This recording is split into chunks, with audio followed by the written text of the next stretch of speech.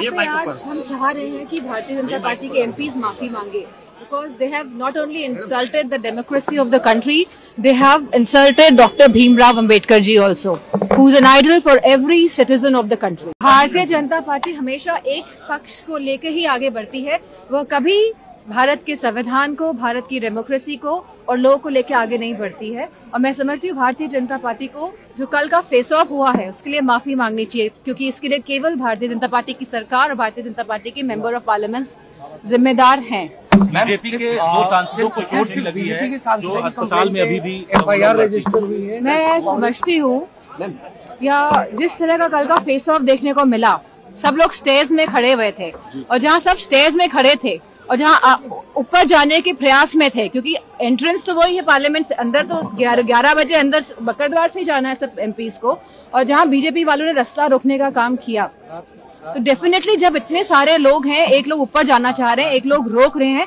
तो जो उसका जो रिपरकशन हुआ, जो एक फंबल हुआ, तो पीछे स्टेज में लोग थे, डेफिनेटली वो गिरेंगे ही गिरेंगे, बिकॉज स्टेज में आप खड़े हैं, आप बैलेंस कैसे बनाएंगे स्टेज में, एंड इतने बुजुर्ग लोग हैं, कैसे बैलेंस बना पाएंगे। तो इसके लिए केवल भारतीय जनता पार्टी के मेंबर ऑफ पार्लियामेंट जिम्मेदार है। हाउस तो खत्म हो जाएगा, लेकिन मुद्दा नहीं खत्म होता है।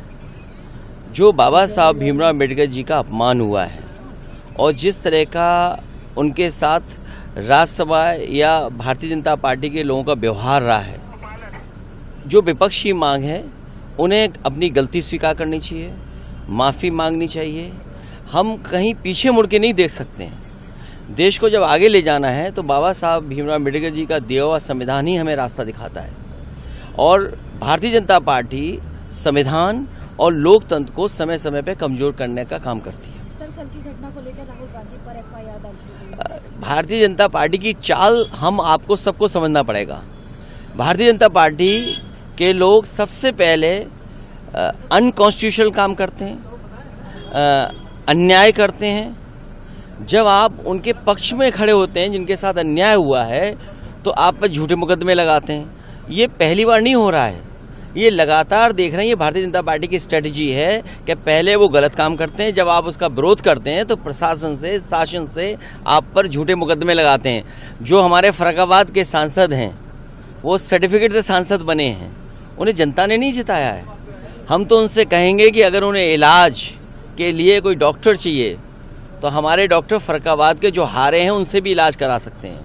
अगर उन्हें ज़रूरत हो तो हम फर्रुखाबाद से जो डॉक्टर हैं नवल किशोर, उन्हें बुला करके इन्हें दिखवा सकते हैं। गृह मंत्री के बयान को लेकर आप क्या कहेंगे? उन्हें अपने शब्द वापस लेने चाहिए और बाबा साहब भीमराव अम्बेडकर जी का अपमान नहीं करना चाहिए।